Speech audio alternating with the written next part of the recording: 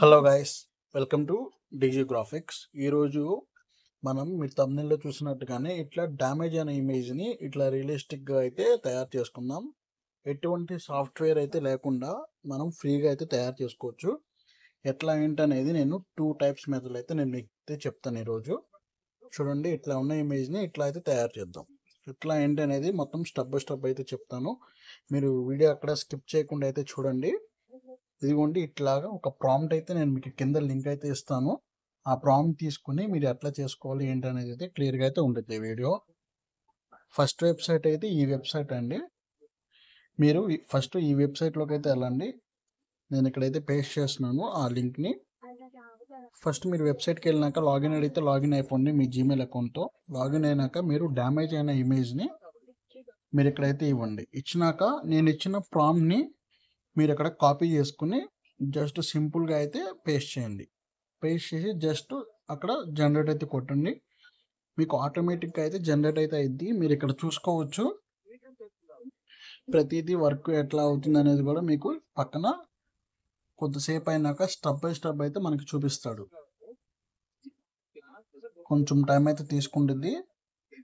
మీకు ChatGPT కంటే ఇదైతే బెటర్. ChatGPT కన్నా ఇది ఇంకా చాలా స్పీడ్గా అయితే తయారు చేసి ఇచ్చింది. మీరు డైలీ అయితే ఒక 3 ఇమేజెస్ని అయితే మీరు తయారైతే చేసుకోవచ్చు. ఒకవేళ మీ క్రెడిట్స్ అయితే అయిపోతే, మీ లిమిట్ అయితే అయిపోయినాక మళ్ళీ మీరైతే ఇంకో ఈమెయిల్ అయితే లాగిన్ అవ్వచ్చు. చూసుకోండి, ఇక్కడ స్టెప్ బై స్టెప్ అయితే మనకి రన్ అవుతూ కూడా అప్డేట్ ఇచ్చేస్తుంది. ఇప్పుడైతే బ్లాక్ అండ్ వైట్లో కన్వర్ట్ అయితే చేసింది.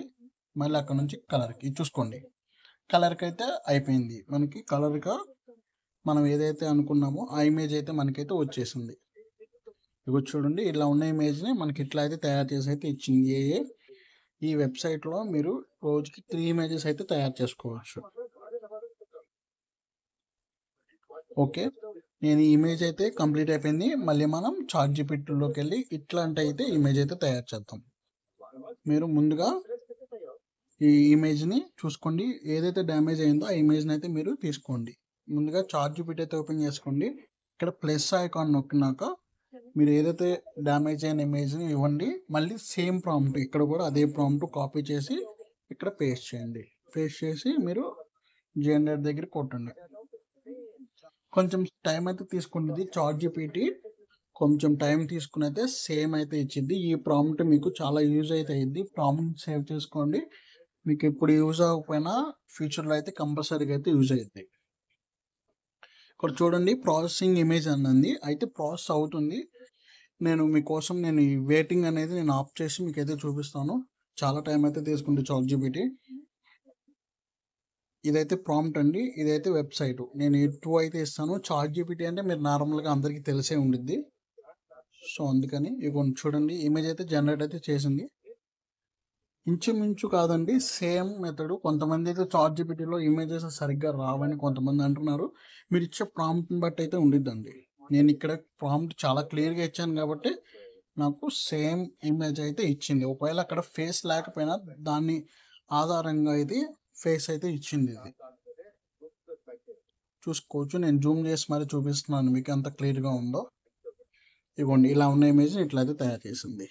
సో ఇదండి ప్రాంప్ట్స్ని, ఈ లింక్ని తీసుకుని మీరు ఫ్యూచర్లో ఇలాంటివి అయితే జనరేట్ అయితే చేయండి. ఈ వీడియో మీకు నచ్చింది అనుకుంటున్నాను.